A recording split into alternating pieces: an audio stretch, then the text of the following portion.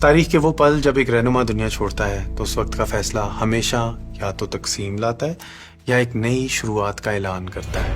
Alexander the great کی وفات کے بعد مثال کے طور پہ ان کا ایمپائر ٹوٹ گیا اور ہر ایک وارث اپنے حصوں کے لیے جنگ لڑتا رہا۔ ایک عظیم سلطنت ٹکڑوں میں بکھر گئی، مگر موسیٰ علیہ السلام کے بعد بنی اسرائیل نے مشکلات کا سامنا کرتے ہوئے ایک نئے عہد کے ساتھ ایک منفرد شناخت بنائی جو صدیوں آباد رہی۔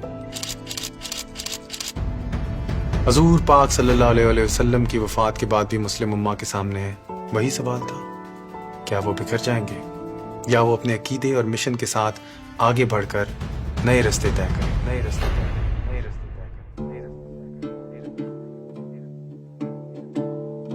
مدینہ، وہ شہر جو کبھی زندگی اور روشنی سے چمکتا تھا، اس لمحے بالکل خاموش تھا۔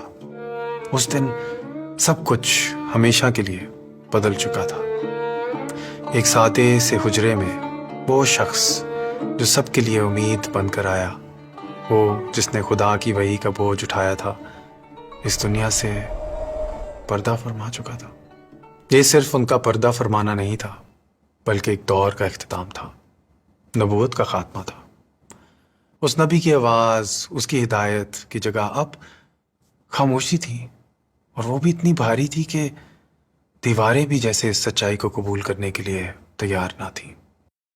کیسے تصور کیا جا سکتا تھا کہ نبی پاک صلی اللہ علیہ وسلم اب ان کے ساتھ نہیں، کہ کل ہی تو مسجد میں ان کا چہرہ دیکھا تھا اور ان سے ایسا نور چھلک رہا تھا کہ پوری مسجد روشن ہو گئی تھی اور سب نے مل کے ان کے ساتھ نماز پڑھی۔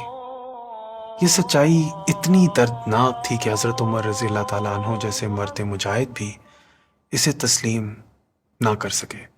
مورخ الطبری اپنی مشہور تاریخی کتاب تاریخ الرسول میں یہ منظر بیان کرتے ہیں کہ حضرت عمر رضی اللہ تعالیٰ عنہ وہ شخص جو قرآن کے احکام کو کافی سمجھتے تھے، اب اس سچائی کو ماننے سے انکار کر رہے تھے۔ اللہ کی قسم، اللہ کے رسول صلی اللہ علیہ وسلم وفات نہیں پائے۔ بہتے اشک ان کے چہرے سے داڑھی تک۔ وہ واپس آئیں گے اور ان سب لوگوں کے ہاتھ پاؤں کاٹ دیں گے جو ان کی وفات کا دعویٰ کر رہے ہیں۔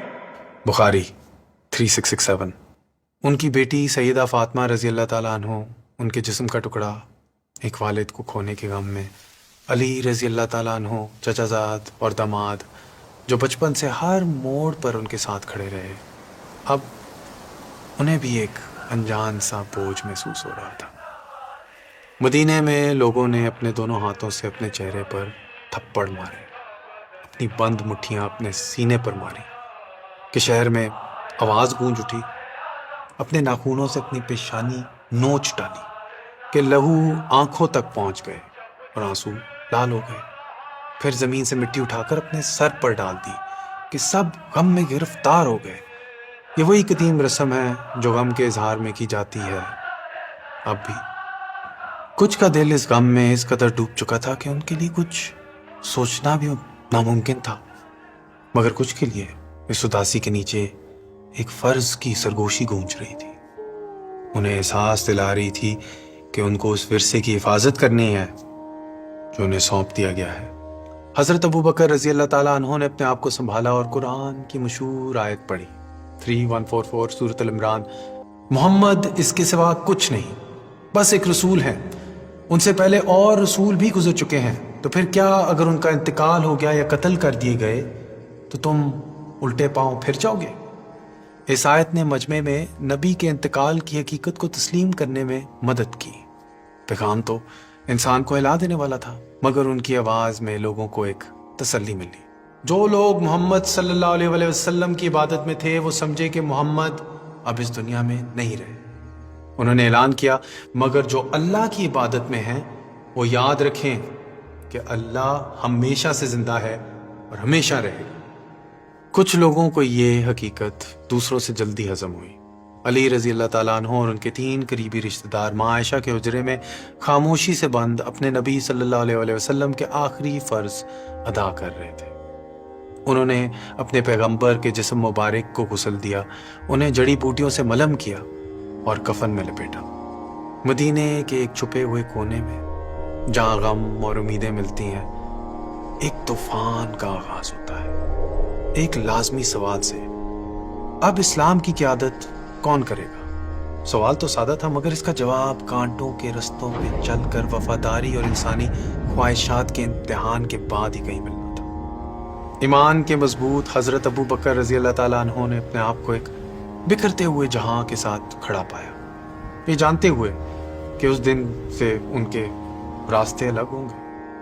مرد آہن حضرت عمر رضی اللہ تعالیٰ عنہ دل میں نقصان کا بوجھ اٹھائے اپنے ان فرائض کا سوچنے لگے جو آنے والے وقت میں انہیں نبھانے ہوں گے۔ نرم دل کے حضرت علی رضی اللہ تعالیٰ عنہ ابھی غم میں ہی تھے کہ ابن عبادہ مدینہ کے 2 بڑے قبائل سے ایک سردار نے شورا کی دعوت دی، وہ روایتی جگہ جہاں قبائل اپنے فیصلے اور اختلافات کا حل نکالتے ہیں، جیسے حال میں ہم پارلیمنٹ میں یہ حل نکالتے ہیں۔ یہ دعوت صرف چند لوگوں تک محدود تھی، صرف وہ لوگ جنہیں مدینے کا اصلی رہنے والا سمجھا جاتا تھا، یعنی کہ انصار۔ مکہ کے لوگ یعنی کہ مہاجرین کو اس مجلس میں دعوت نہیں دی گئی۔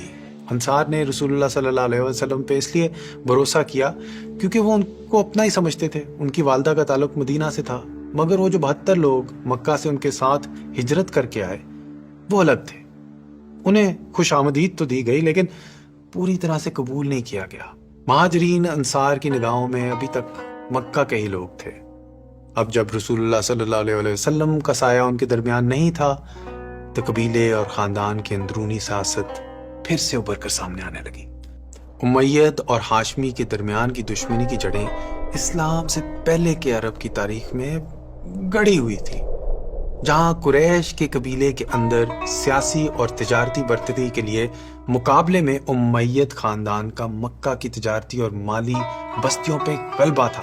اپنی شان اور دولت میں یہ بے مثال تھے، ان کے مقابلے میں ہاشمی اپنی عزت اور روحانی مقام کے باوجود مالی طور پر کمزور تھے، اور جب حضرت محمد صلی اللہ علیہ وسلم جو کہ ہاشمی گھرانے سے تعلق رکھتے تھے نبی بنے اور اسلام کا پیغام لائے تو یہ بنو امیہ میں نفرت کا سبب بنا، خاص کر ان لوگوں کے لیے جو اسلام کے ابتدائی دور میں ان کی مخالفت میں کھڑے ہوئے، جیسے کہ ابو سفیان، کیونکہ اسے ہاشمی گھرانے کو قبیلے کو مقام مل رہا تھا۔ جاہلیت کے دور کے گلے شکوے اسلام کے دور میں بھی آ گئے۔ امیدوں کے لیے قبول کرنا مشکل تھا کہ ان کے ایک وقت کا سیاسی اور تجارتی مقام ہاشمیوں کے نئے روحانی اور سیاسی مقام کے نیچے دب گیا ہے۔ اسلام کی ابتدا میں خاص کر جنگ بدر اور جنگ احد نے اس پرانی مخالفت کو اور بھی مضبوط بنا دیا۔ ان جنگوں میں امیہ نے اکثر نبی پاک صلی اللہ علیہ وسلم اور ان کے ساتھیوں کے خلاف اپنی مخالفت کا اظہار کیا۔ ان جنگوں میں جن میں روحانیت اور سیاست کی تقدیر لکھی گئی، شیعہ نظریہ اس قبالی دشمنی کو غیر معمولی اہمیت دیتا ہے، جہاں سنی نظریہ مانتا ہے کہ تناؤ تو تھا مگر خاندانی رشتے اور مل جل کر کام کرنے کی ضرورت نے دشمنی کو اتنا گہرا ہونے نہ دیا۔ آخرکار ابو سفیان جو بنو امیہ کا ایک بڑا نام تھا، ان کی بیٹی نبی پاک صلی اللہ علیہ وسلم کی بیوی بنی، ام حبیبہ رضی اللہ تعالیٰ عنہ۔ والذین استجابوا لربهم واقاموا الصلاة وامرهم شورى بینہم ومما رزقناہم ينفقون۔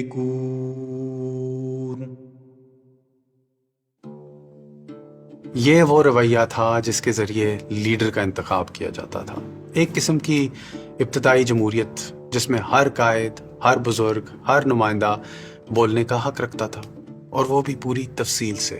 اس معاشرے میں چند ہی لوگ تھے جو پڑھنا لکھنا جانتے تھے، مگر انداز بیاں کے فن میں مہارت شورا کے تقریباً ہر فرد کو حاصل تھی۔ تقریر کی شاعرانہ میٹھی لذت اس کے پیچھے کی ہوئی بات کی جتنی ہی اہم سمجھی جاتی تھی، الفاظ کا لہجہ اور روانی سے بولنے والے کی عزت اور رتبے میں اضافہ ہوتا تھا۔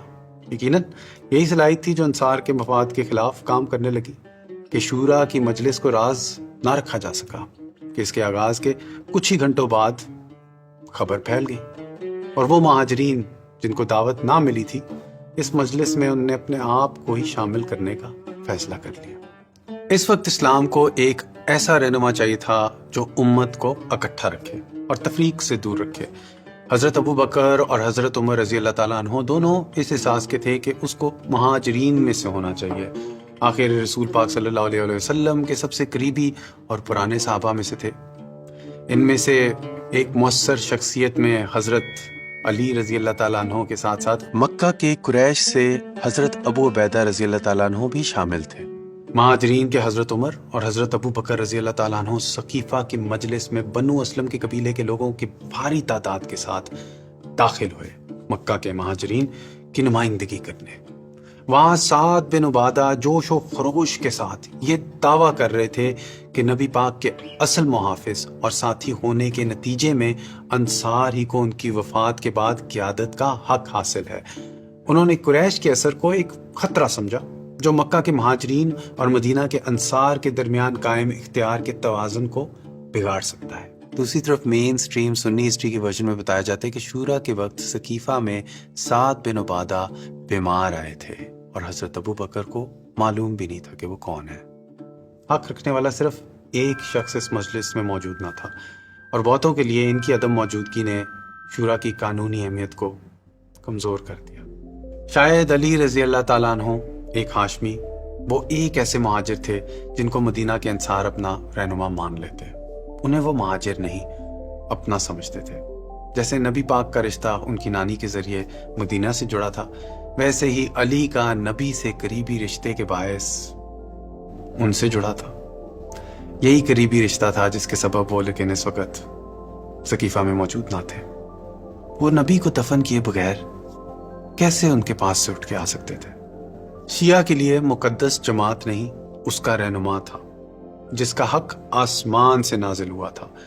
ان کے مطابق سنیوں نے اللہ کے دیے ہوئے حق کو چھین کر اپنی مرضی سے تقسیم کر دیا تھا، اور یہ انتقام کا عمل اسی پہلی اسلامی شورا میں شروع ہو گیا تھا۔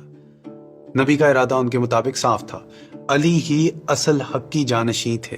کسی اور کو خلیفہ تسلیم کرنا صرف محمد ہی کا نہیں بلکہ اسلام کی خیانت تھی۔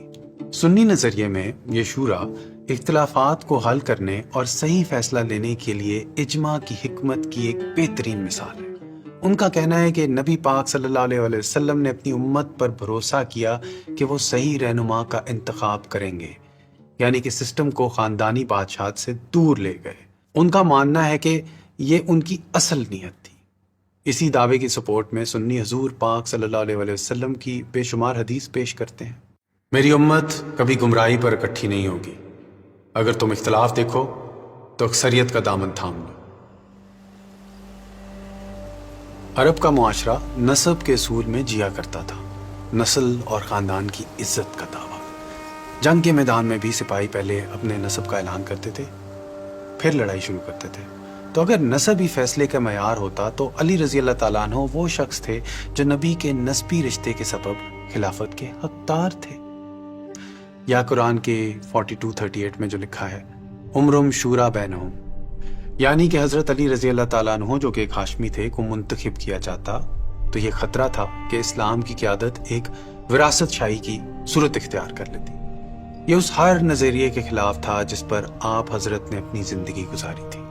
قیادت کوئی میراث میں ملنے والا تاج نہیں تھا جو نسلوں کے سر پر سجایا جائے، یہ ایک امانت تھی جو صرف قابلیت اور خلوص کی بنیاد پر سونپی جانی چاہیے، نہ کہ خون کے رشتے پر۔ سنی پرسپیکٹو کے مطابق اسی سبب محمد صلی اللہ علیہ وسلم نے کبھی کسی کو اپنا وارث قرار نہیں دیا۔ انہوں نے امت کی سمجھ اور فیصلے پر پورا یقین رکھا اور پوری قوم کی اجماع کی عظمت پر بھروسہ کیا۔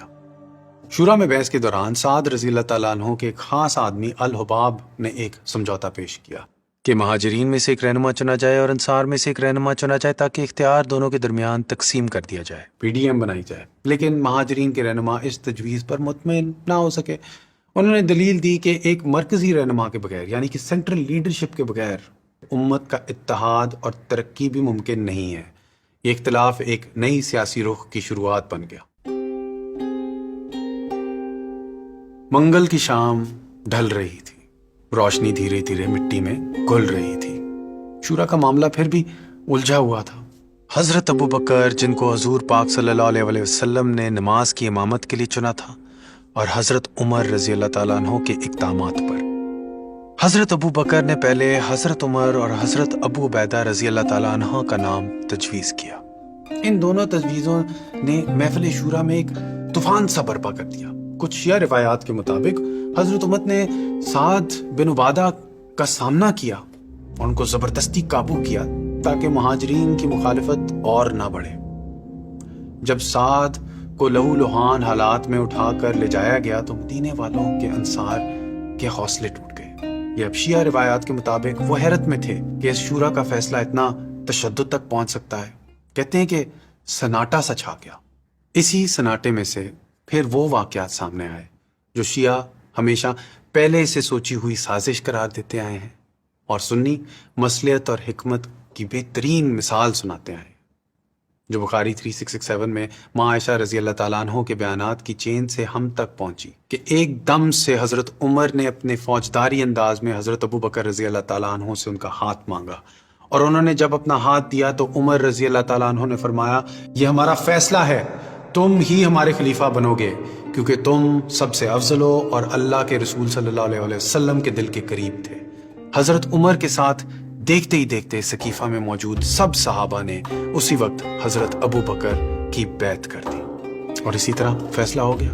محمد صلی اللہ علیہ وسلم کے جانشین خلیفہ حضرت علی رضی اللہ تعالیٰ عنہ نہیں تھے، بلکہ محمد صلی اللہ علیہ وسلم کی سب سے معروف بیوی ماں عائشہ کے والد تھے، حضرت ابو بکر صدیق۔ ان کا کہنا تھا کہ میں نے خود رسول اللہ صلی اللہ علیہ وسلم کو فرماتے ہوئے سنا ہے کہ نبی کا مقام اس کی وفات کی جگہ سے جدا نہیں ہوتا، وہیں اس کی آخری آرام گاہ ہوتی ہے جہاں اس نے دنیا چھوڑی ہوتی ہے۔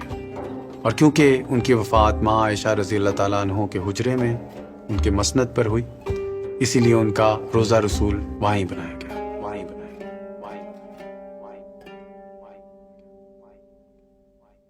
سقیفہ کے واقعے کے بعد انصار کے سعد بن عبادہ رضی اللہ تعالیٰ عنہ نے حضرت ابو بکر رضی اللہ تعالیٰ عنہ کی بیعت نہیں کی، نہ کہ کسی اور خلیفہ کے ان کے بعد۔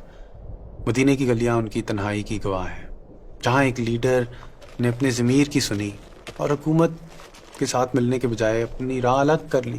آخر وہ لوگ کہانیوں میں سنائے جاتے ہیں ہجرت کر کے شام چلے گئے، شاید ان کو جن چڑھ گئے اور وہ جنوں کے ہاتھ مارے گئے، شاید وہ لاپتہ ہو گئے۔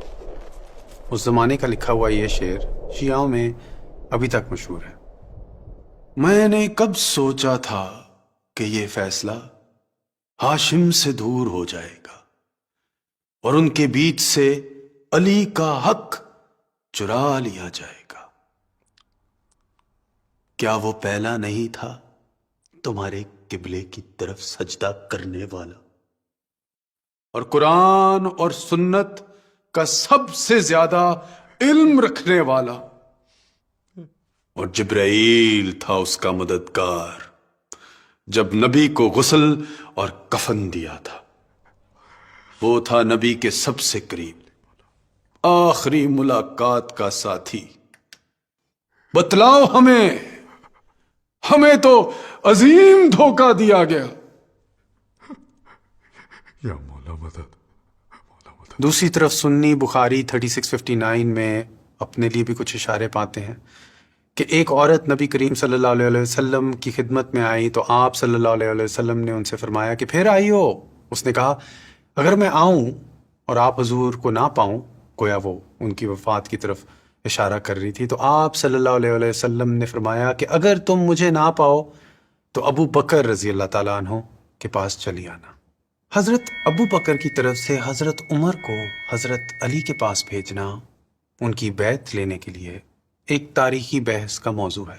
الامامہ والسیاسہ جو ابن قتیبہ کے نام سے مشہور ہے کتاب، واقعے کو بیان کرتی ہے، مگر یہ کتاب اپنی آتھرشپ اور ریلائبلٹی کے لیے تھوڑی کانٹروورشل مانی جاتی ہے۔ خیر، حدیث اور کتاب کے ذریعے جو واقعات ملتے ہیں وہ آپ کے سامنے پیش کرتے ہیں۔ جب اور لوگ حضرت ابو بکر کی خلافت کی بیعت کر چکے تھے تو جن کو سقیفہ میں نظر انداز کیا گیا تھا وہ اپنے خاندان کے ساتھ ہی اپنے گھر میں رہے۔ انہوں نے اعلان کیا کہ وہ غم میں ہیں اور اپنی بیوی فاطمہ رضی اللہ تعالیٰ عنہا کا خیال رکھ رہے ہیں۔ اور یہ بات بھی صحیح تھی، لیکن ان کا بیعت نہ کرنا ایک واضح اشارہ بھی سمجھا جا رہا تھا۔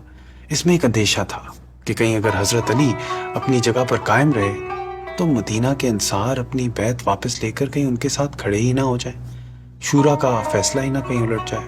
ابن قتیبہ جو کہ ایک رسپیکٹڈ سنی اسکالر تھے، سناتے ہیں کہ حضرت ابو بکر رضی اللہ تعالیٰ عنہ نے اس مسئلے کو سالو کرنے کے لیے حضرت عمر کو بھیجا، لیکن ایسا کرنے سے مسئلہ اور الجھ گیا کہ حضرت عمر کی سپہ سالارانہ مہارت اور بہادری پر کوئی شک نہیں تھا، مگر ان کا نام ان کی سختی اور تیز مزاج کے لیے بھی مشہور تھا۔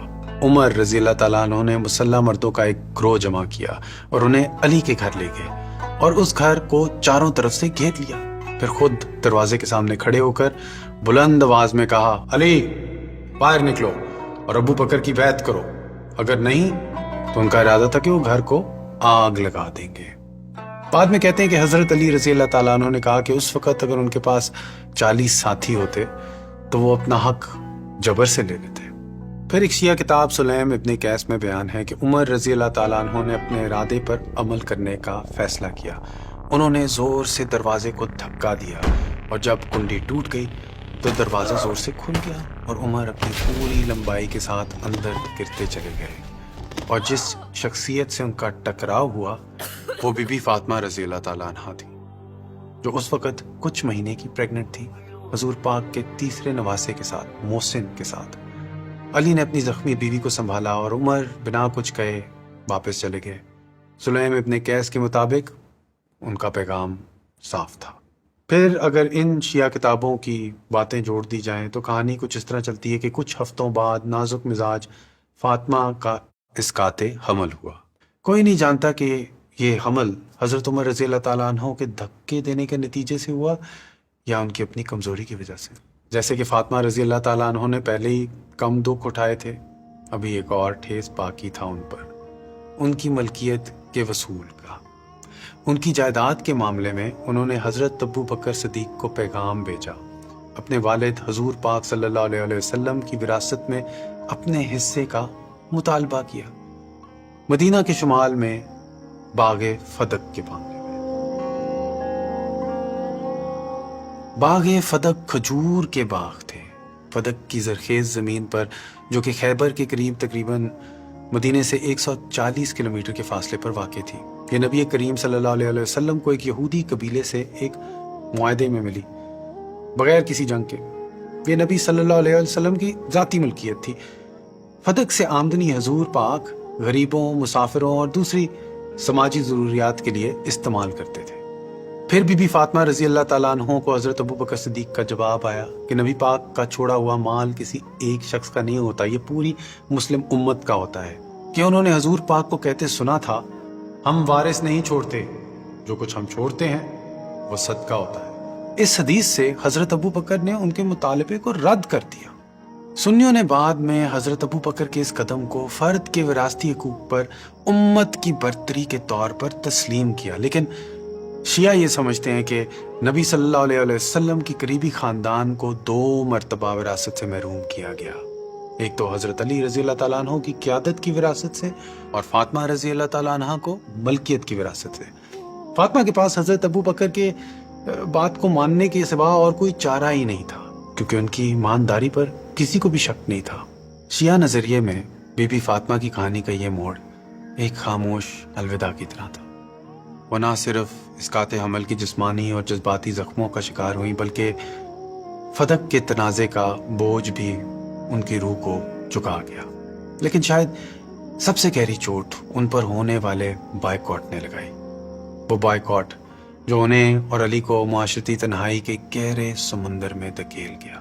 دن بدن، ہفتہ در ہفتہ وہ امت سے اور زیادہ اجنبی ہوتے گئے، دوست پیچھے ہٹ گئے، رشتہ دار چھوڑ گئے، اور وہ لوگ جو ایک واقفیت رکھتے تھے بنا کچھ کہے گزر گئے، جیسے کہ وہ وہاں تھے ہی نہیں۔ فاطمہ رضی اللہ تعالیٰ عنہا نے دباؤ کے سامنے اپنے سر کو جھکانے سے انکار کر دیا۔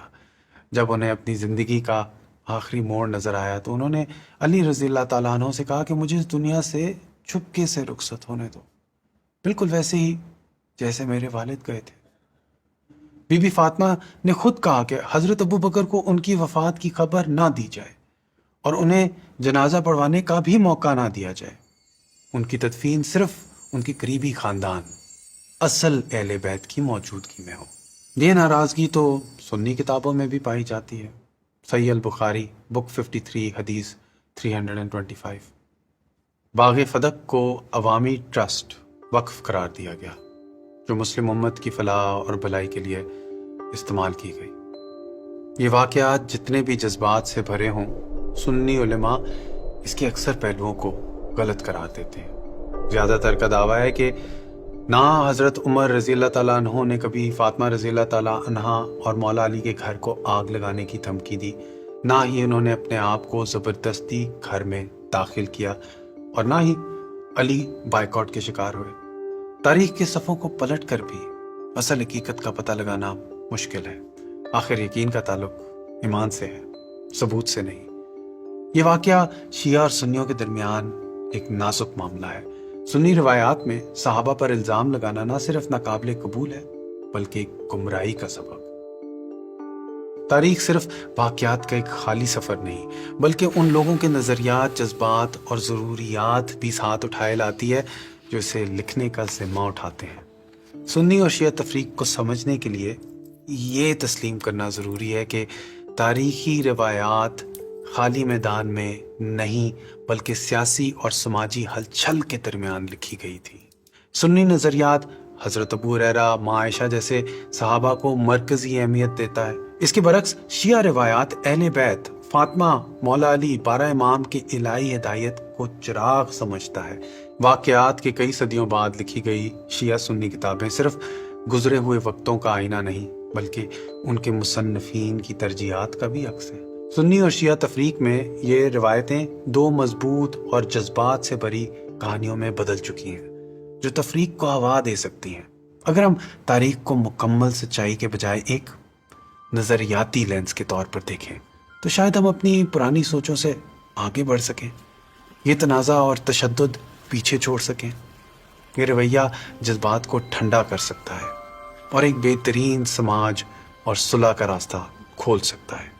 چاہے اس معاملے میں مسلمانوں میں نظریے اور منظر کتنے ہی مختلف کیوں نہ ہوں، دونوں فرقے قرآن کو اپنا عقیدہ اور تعلیمات کا آخری ذریعہ مانتے ہیں۔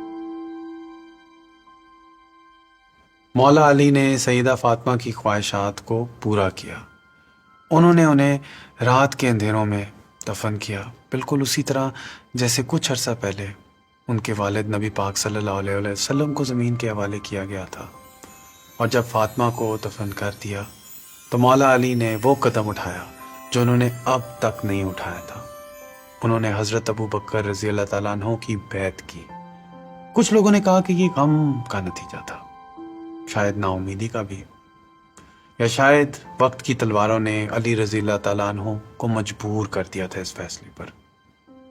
بعد میں ان کے چاہنے والوں نے اس قدم کو ایک مروت کی مثال مانا، مگر علی رضی اللہ تعالیٰ عنہ کے لیے شاید یہ ان کا سب سے بڑا اصول تھا جو آنے والے دنوں میں ان کا سب سے بڑا بوجھ بننے والا تھا، فتنے سے امت کو محفوظ رکھنا۔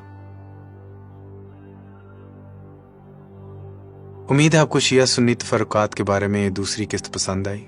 اگر آپ کو اور جلدی اگلی والی چاہیے تو لائک، شیئر اور سبسکرائب ضرور کیجیے گا۔ اپنا وقت دینے کے لیے شکریہ۔ اللہ حافظ۔